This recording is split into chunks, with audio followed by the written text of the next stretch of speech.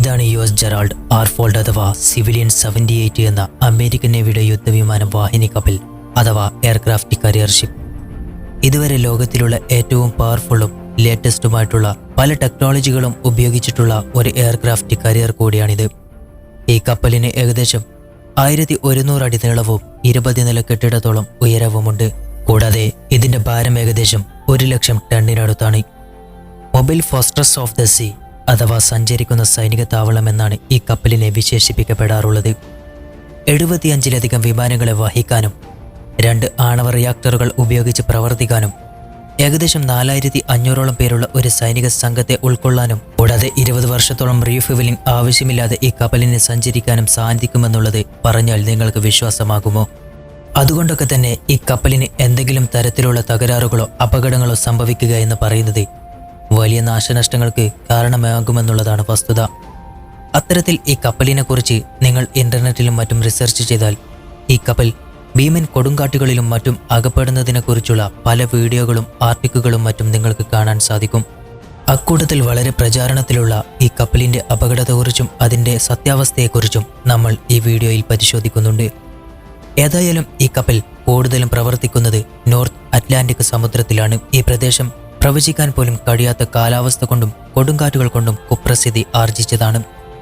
ഈ സമുദ്രഭാഗത്ത് കൊടുങ്കാറ്റുള്ളപ്പോൾ കാറ്റിന് മണിക്കൂറിൽ 100 കിലോമീറ്ററിൽ അധികം വേഗതയിൽ വരെ സഞ്ചരിക്കാൻ സാധിക്കും. ആ സമയങ്ങളിൽ ഈ കപ്പലുകളിലെ FA സൂപ്പർ ഹോർണറ്റ് പോലുള്ള എയർക്രാഫ്റ്റുകളെ ഭാരമുള്ള ചങ്ങലകൾ ഉപയോഗിച്ച് സുരക്ഷിതമായി കെട്ടിയിടുകയാണ് ചെയ്യാറുള്ളത്. കൂടാതെ അത്തരത്തിലുള്ള വിമാനവാഹിനി കപ്പലുകളിൽ മിന്നൽ സംരക്ഷണ സംവിധാനങ്ങളും സെറ്റ് ചെയ്തിട്ടുണ്ടാകും. എങ്കിലും എയർക്രാഫ്റ്റ് കാരിയർ ഷിപ്പുകൾ ഈ സമുദ്രഭാഗത്ത് പതിവായി പരിശീലന ദൗത്യങ്ങൾ നടത്താറുണ്ട് എന്നുള്ളതാണ് സത്യം. ഉയർന്ന കൊടുങ്കാറ്റുകളിലും തിരമാലകളിലും യുദ്ധവിമാനങ്ങൾ എങ്ങനെ സുരക്ഷിതമായി ടേക്ക് ഓഫ് ചെയ്യണം, ലാൻഡ് ചെയ്യണം എന്നതൊക്കെ ഈ സമുദ്ര മേഖലയിൽ വെച്ച് പരിശീലിക്കാറുണ്ട്. അതിനാൽ തന്നെ ഈ കപ്പലിലെ കാലാവസ്ഥ നിരീക്ഷണ സംവിധാനങ്ങൾ അത്യാധുനിക റഡാറും സാറ്റലൈറ്റ് വിവരങ്ങളും ഉപയോഗിച്ച് കൊടുങ്കാറ്റുകളോ ന്യൂനമർദ്ദങ്ങളോ പോലുള്ള അപകടങ്ങളെ പെട്ടെന്ന് കണ്ടെത്താൻ സഹായിക്കുന്നു. എങ്കിലും അപ്രതീക്ഷിതമായി വലിയ തിരമാലകൾ ആഞ്ഞടിച്ചാൽ കപ്പലിലെ വിമാനങ്ങൾ കേടുപാടുകൾ സംഭവിക്കുകയോ ശരിയായി ഉറപ്പിച്ചിട്ടില്ലെങ്കിൽ അവ അപകടപ്പെടാനും സാധ്യതയുണ്ട്. അത്തരത്തിലുള്ള ഒരു സംഭവമാണ് ഇന്റർനെറ്റിൽ ഈ കപ്പലിനെ സംബന്ധിച്ച് നമുക്ക് കാണാൻ സാധിക്കുക. അതായത് ഒരു ഒക്ടോബർ മാസത്തിലെ ഉച്ചതിരിഞ്ഞ സമയത്ത് നോർത്ത് അറ്റ്ലാന്റിക് സമുദ്രത്തിലൂടെ USS ജെറാൾഡ് ആർ ഫോൾഡ് കപ്പൽ സഞ്ചരിക്കുകയായിരുന്നു അത്രേ. എന്നാൽ ആ സമയത്താണ് കപ്പലിന്റെ റഡാറിൽ സമുദ്രത്തിൽ ഒരു കൊടുങ്കാറ്റ് രൂപപ്പെടുന്നതിന്റെ സിഗ്നൽ ലഭിക്കുന്നത്. ആദ്യം ജീവനക്കാർ അതത്ര കാര്യമാക്കി എടുത്തിരുന്നില്ല. എന്നാൽ രാത്രി ആഴപ്പോഴേക്കും കാര്യങ്ങളെല്ലാം മാറി മറിയുകയായിരുന്നു.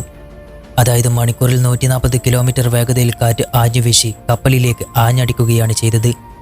അപ്പോഴേക്കും കടലാകെ പ്രക്ഷുബ്ധമായിരുന്നു. അപ്പോഴാണ് 85 അടിയോളം ഉയരത്തിലുള്ള കൂറ്റൻ തിരമാല കപ്പലിലേക്ക് ആഞ്ഞടിക്കുന്നത്. ആ സമയം 2 യുദ്ധവിമാനങ്ങൾ കടലിലേക്ക് തെറിച്ചു വീഴുകയും കപ്പൽ അപകടകരമായ വിധം ചെരിയുകയും ചെയ്യുകയായിരുന്നു. തുടർന്ന് കപ്പലിലെ ആശയവിനിമയ സംവിധാനങ്ങളും നിലക്കുകയായിരുന്നു. മിനിറ്റുകൾക്കകം രണ്ടാമതും ശക്തിയായി തിരമാലകൾ കപ്പലിലേക്ക് ആഞ്ഞടിക്കുകയും യുദ്ധക്കപ്പലിനുള്ളിലേക്ക് വെള്ളം ഇരച്ചു കയറുകയും ചെയ്തു. എന്നാൽ കപ്പലിലെ അത്യാധുനിക സംവിധാനങ്ങൾ കൊണ്ട് കപ്പൽ കടലിലേക്ക് മറിഞ്ഞു മുങ്ങിയിരുന്നില്ല. മണിക്കൂറുകളുടെ കടലാക്രമണത്തിനൊടുവിൽ കൊടുങ്കാറ്റ് നിലക്കുകയായിരുന്നു. ഇതിലൂടെ എയർക്രാഫ്റ്റുകൾക്കടക്കം കോടികളുടെ നാശനഷ്ടങ്ങളാണ് യുദ്ധക്കപ്പലിന് സംഭവിച്ചതെന്നാണ് പല ആർട്ടിക്കിളുകളും വീഡിയോകളിലും നമുക്ക് കാണാൻ സാധിക്കുക. സത്യത്തിൽ ഈ ഒരു സംഭവത്തിന് കൃത്യമായ അടിസ്ഥാനമോ അമേരിക്കൻ നേവിയുടെ സ്ഥിരീകരണമോ ഇല്ലെങ്കിലും വലിയ കൂറ്റൻ കപ്പലുകളും കാർഗോ ഷിപ്പുകളും യുദ്ധക്കപ്പലുകളും മറ്റും കൂറ്റൻ തിരമാലകളിൽ ആഞ്ഞടിച്ചിട്ടും കടലിൽ മുങ്ങിപ്പോകാതെ എങ്ങനെയാണ് ബാലൻസ് ചെയ്യുന്നതെന്ന് നിങ്ങൾ എപ്പോഴെങ്കിലും ചിന്തിച്ചിട്ടുണ്ടോ? ആർത്തിരമ്പുന്ന കടൽ തിരമാലകൾക്ക് മുകളിലൂടെ മുങ്ങാതെ വലിയ കാർഗോ ഷിപ്പുകളും മിലിറ്ററി ഷിപ്പുകളുമൊക്കെ കടന്നു പോകുന്നതിന്റെ കാരണം കപ്പലുകളുടെ സ്റ്റെബിലിറ്റി കൺട്രോൾ തന്നെയാണ്. കേൾക്കുമ്പോൾ ഇതാണോ കാര്യമെന്ന് തോന്നുമെങ്കിലും പറയുന്നത് പോലെ കപ്പലിന്റെ സ്റ്റെബിലിറ്റി കൺട്രോൾ ചെയ്യുന്നത് അത്ര എളുപ്പമുള്ള ജോലിയല്ല എന്നുള്ളതാണ് സത്യം. കപ്പലുകൾ കടലിലൂടെ പോകുമ്പോൾ കൂറ്റൻ തിരമാലകളെയും കൊടുങ്കാറ്റുകളെയും ഒക്കെ നേരിടേണ്ടി വരുമെന്ന് ഷിപ്പ് എഞ്ചിനീയേഴ്സിന് നല്ലതുപോലെ അറിയാവുന്ന ഒരു കാര്യമാണ്. അതിനാലാണ് കപ്പലുകളിൽ ഇവർ പ്രത്യേക ഷിപ്പ് സ്റ്റെബിലിറ്റി സിസ്റ്റങ്ങൾ സെറ്റ് ചെയ്തിരിക്കുന്നത്. അപ്പോൾ എന്താണ് ഈ ഷിപ്പ് സ്റ്റെബിലിറ്റി സിസ്റ്റങ്ങൾ കൊണ്ട് ഉദ്ദേശിക്കുന്നത് എന്നായിരിക്കും നിങ്ങൾ ചിന്തിക്കുന്നത്. ഈ ഷിപ്പ് സ്റ്റെബിലിറ്റി ഡിവൈസുകളിലെ ഒരു പ്രധാനപ്പെട്ട ടൂളാണ് ബിൽജിക്കിൽസ് എന്ന ടൂള്. ഇത് കപ്പലിന്റെ വശങ്ങളിൽ കാണുന്ന നീണ്ട മെറ്റൽ ഫിന്നുകൾ പോലെയാണ് കാണപ്പെടുക. കപ്പൽ വേഗത്തിൽ പോകുമ്പോൾ ഈ ഫിന്നുകൾ കപ്പലിനെ സ്റ്റഡിയാക്കി നിർത്താൻ സഹായിക്കുകയാണ് ചെയ്യുന്നത്. മറ്റൊരു സിസ്റ്റമാണ് ആന്റി റോളിംഗ് ടാങ്ക് എന്ന സിസ്റ്റം. കപ്പൽ ഇടത്തോട്ടോ വലത്തോട്ടോ ചെരിയുമ്പോൾ കപ്പലിനെ നേരെ നിർത്താൻ സഹായിക്കുന്ന ഒരു സിസ്റ്റമാണിത്. ഇത് കപ്പലിന്റെ വീതിയിൽ കുറുകെയായിരിക്കും ഘടിപ്പിച്ചിട്ടുണ്ടാകുക. കപ്പൽ ചെരിയുന്ന സമയത്ത് ഈ ടാങ്കിന്റെ ഉള്ളിലെ വെള്ളം അങ്ങോട്ടും ഇങ്ങോട്ടും നീങ്ങുകയും ഇത് കപ്പലിന്റെ റോളിംഗ്, അതായത് കപ്പൽ ഇരുവശങ്ങളിലേക്കും ആടുന്നതിന്റെ ഇന്റൻസിറ്റി കുറയ്ക്കുകയുമാണ് ചെയ്യുന്നത്. ഇത് യഥാർത്ഥത്തിൽ രണ്ടു തരത്തിലുണ്ട്. ഒന്ന് ആക്റ്റീവ് ടാങ്കും മറ്റൊന്ന് പാസീവ് ടാങ്കും. ആക്റ്റീവ് ടാങ്കുകൾ കുറച്ചുകൂടി കോംപ്ലക്സ് ആണ്. ഇതിൽ വെള്ളം നീക്കാൻ പമ്പുകൾ ഉപയോഗിക്കുകയാണ് ചെയ്യുക. ഇനി മറ്റൊരു ടെക്നോളജിയാണ് ആക്റ്റീവ് ഫിൻ സ്റ്റെബിലൈസർ. കപ്പൽ ആടുന്നതും ചെരിഞ്ഞു പോകുന്നതും നിർത്താൻ സഹായിക്കുന്ന ഫിൻ അഥവാ ചിറക് പോലെയുള്ള ഭാഗങ്ങളാണിവ. ഇവ കപ്പലിന്റെ രണ്ടു വശങ്ങളിലാണ് ഉണ്ടാവുക. കൂടാതെ ഇതിനെ പല ഡയറക്ഷനുകളിലേക്ക് മൂവ് ചെയ്യിക്കാനും സാധിക്കും. ഗൈറോ സിസ്റ്റം എന്ന പേരുള്ള ഒരു പ്രത്യേക സെൻസർ ആണ് ഇവയെ നിയന്ത്രിക്കുന്നത്. കപ്പൽ ചെരിയുമ്പോൾ ഈ ഗൈറോ സിസ്റ്റം ഒരു സിഗ്നൽ അയക്കും. എന്നിട്ട് ഇലക്ട്രിക് ഹൈഡ്രോളിക് ഉപയോഗിച്ച് ഈ ചിറകുകൾ അഥവാ ഫിന്നുകൾ ചലിപ്പിക്കുകയാണ് ചെയ്യുക.